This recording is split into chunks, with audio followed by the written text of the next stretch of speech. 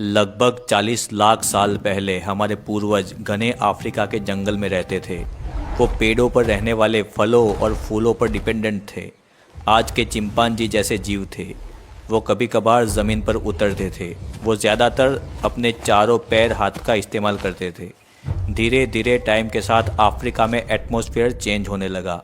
पृथ्वी ठंडी और सूखी होती गई। जंगल सिकुड़ने लगे और उनकी जगह खुले घास के मैदान ने ले ली। अब इन बंदरों के पास दो ही रास्ते थे, या तो सिकुड़ते हुए जंगल में ही रहे जो बहुत छोटे हो चुके थे, या फिर इन विशाल खतरनाक खुले मैदान में उतरकर खाने पीने की तलाश करें। यहीं से शुरू हुआ आज के इंसान बनने की कहानी। एक ग्रुप जंगल में ही रह गया जो आज के गोरिल्ला और चिंपांजी बने, और दूसरे ग्रुप ने खुले मैदान में उतरने की हिम्मत दिखाई। एक बंदर पेड़ से नीचे उतरा।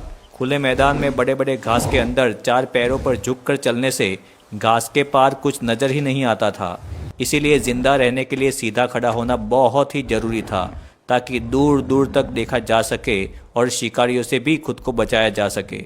उस बंदर ने हिम्मत करके सीधा खड़े होने की कोशिश की, अपनी पीठ को सीधा किया और धीरे धीरे हाथों के सहारे ऊपर उठने की कोशिश की।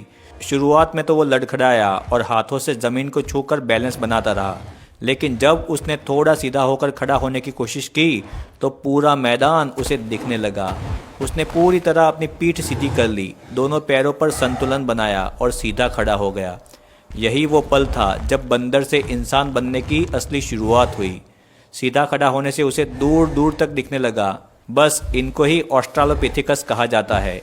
खड़े होने का सबसे बड़ा फायदा था कि उनके हाथ अब फ्री हो चुके थे, जिससे वो चलते चलते खाना इकट्ठा कर सकते और हथियार या बच्चों को उठा सकते। इस एबिलिटी के कारण दिमाग के डेवलपमेंट की शुरुआत हुई। गर्म मैदान में जब वो सीधे चलते तो सूरज की धूप भी पूरे शरीर पर नहीं पड़ती थी, जिससे एनर्जी बहुत बचती थी। धीरे धीरे वो खुले मैदान में चलता रहा। ये सब उसके लिए नया था। उसने अपने बाकी दोस्तों को भी नीचे बुलाया और दो पैरों पर चलाया। पहली बार वो खुली धरती पर चल रहे थे, तभी अचानक घास के अंदर कुछ हलचल हुई और अगले ही पल एक शेर झपट पड़ा। उसने एक बंदर को अपने दांत में दबोच लिया और उसको घसीटता हुआ दूर ले गया। बाकी सब ये देखकर चीखने लगे। कुछ पेड़ों की तरफ भागे, कुछ वहीं रुककर कांपते रहे। सबकी आंखों में डर था, पर उस दिन उन्होंने ये सच्चाई देखी कि ये नई दुनिया खूबसूरत जरूर है, पर बेरहम भी है। शेर के हमले के बाद वो दूर जाने की हिम्मत नहीं जुटा पा रहे थे, मगर भूख ने उन्हें फिर से मैदान की ओर खींचा। एक दिन उन्होंने देखा घास के बीच में गिद्धों का एक झुंड मंडरा रहा है। जब करीब जाकर देखा तो एक बहुत बड़ा हिरन था, जिसका शेरों ने शिकार कर कर खाया था। उसे अब गिद्ध खा रहे थे।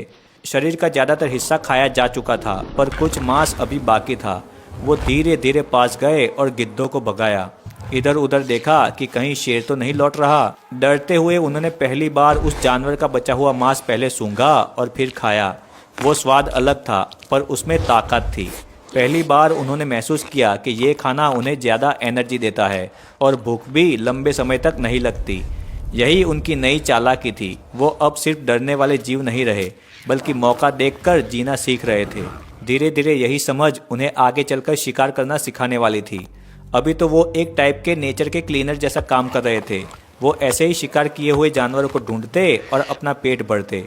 समय के साथ साथ उनके पैर मजबूत होने लगे थे। शरीर भी अब झुका हुआ नहीं था, इससे वो तेज चलते और दौड़ सकते थे। उनका दिमाग थोड़ा और विकसित हो गया। रात का समय सबसे भयानक होता था। खुले मैदान में ना तो पेड़ की छांव थी, ना कोई सुरक्षा। कई बार शिकारी अचानक झपटता और किसी न किसी को अपना शिकार बना लेता, लेकिन हर नुकसान के साथ उन्हें एक सीख मिलती। जब मैदान में खतरे बढ़ने लगे तो उन्हें समझ में आ गया कि खुले मैदान में रात बिताना मौत को बुलावा देने जैसा है।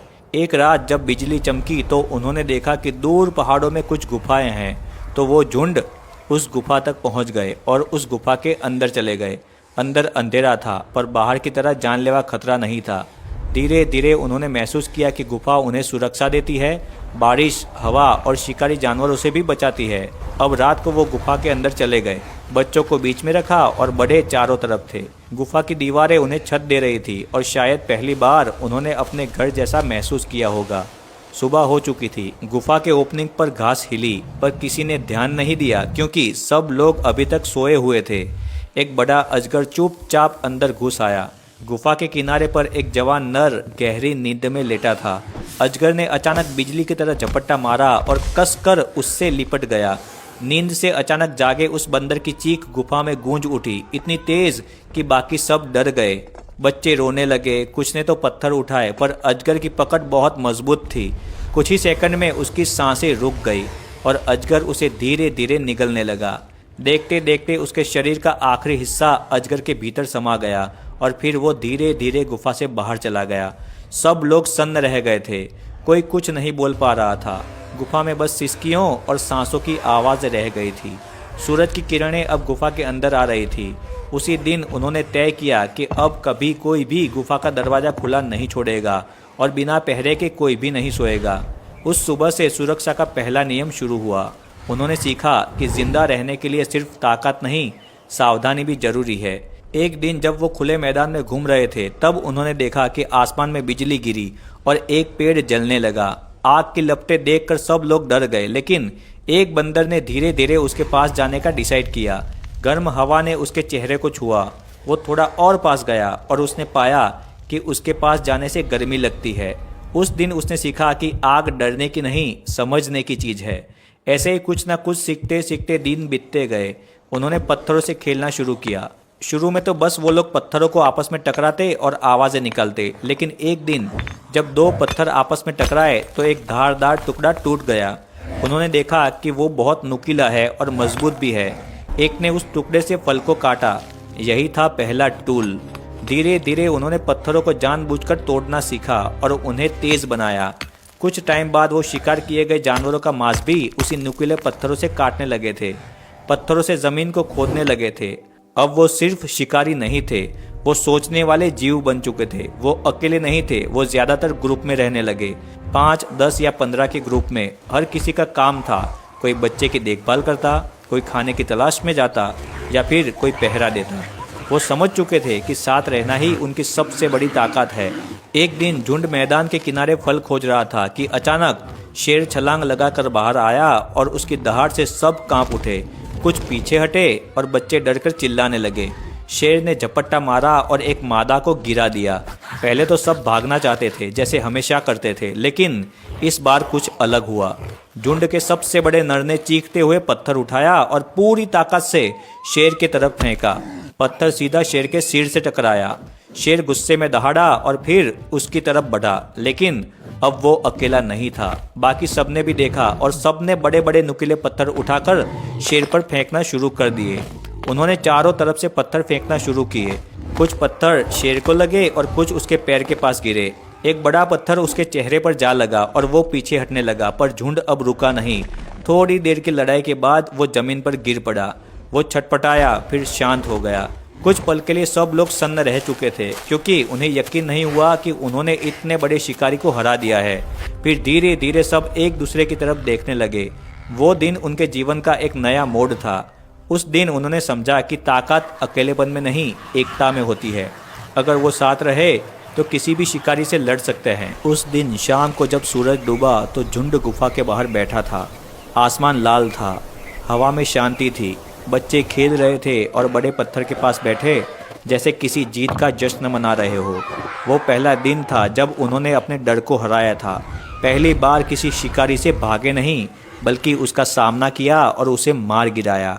अब उन्होंने मिलकर शिकार करना स्टार्ट किया, जिसमें वो छोटे छोटे जानवर जैसे खरगोश और पक्षियों का शिकार करने लगे।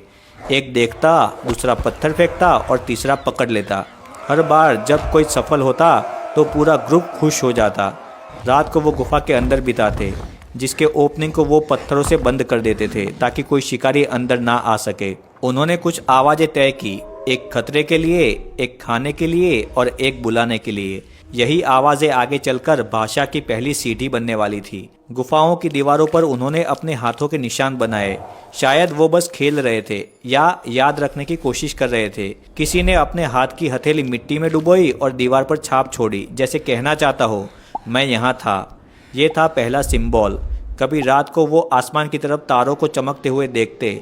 शायद सोचते कि वो चीज़ क्या है, शायद वो नहीं समझ पाते थे कि ये क्या है, पर जिज्ञासा जाग चुकी थी और यही जिज्ञासा जो एक बार जल गई वो कभी बुझने वाली नहीं थी। समय बीतता गया, मौसम बदले, झुंड बड़े हुए और बच्चे अब मैदान में ही बड़े होने लगे। हर पीढ़ी अपने पिछले वालों से थोड़ी समझदार होने लगी थी। उनके दिमाग का आकार धीरे धीरे बढ़ता गया। उन्होंने शिकार के तरीके सुधारे। एक दिन उन्होंने देखा किसी जानवर की हड्डी से चोट लगने पर आवाज़ तेज आई। उन्होंने उसी हड्डी को उठाया, फिर उसे शिकार करने के लिए किसी और जानवर पर इस्तेमाल कर लिया। वो पहला वेपन था। अब डर घट गया था। अब वो शिकारी थे, शिकार नहीं, और उनकी सोचने की कैपेसिटी बढ़ रही थी। उन्होंने महसूस किया कि हर चीज़ का कोई ना कोई कारण होता है। बारिश क्यों आती है, बिजली के कारण फायर कैसे जलती है, हवा क्यों चलती है। इन्हीं सवालों ने उन्हें बाकी जीवों से अलग कर दिया। उनके बच्चे अब सिर्फ नकल नहीं करते थे, वो सीखते थे, वो देखते थे, वो सोचते थे। ऐसे ही 12 से 15 लाख साल बीतते गए और ये ऑस्ट्रालोपिथेकस से होमो हबिलिस में डेवलप होने वाले थे। होमो हबिलिस यानी औजार बनाने वाले इंसान।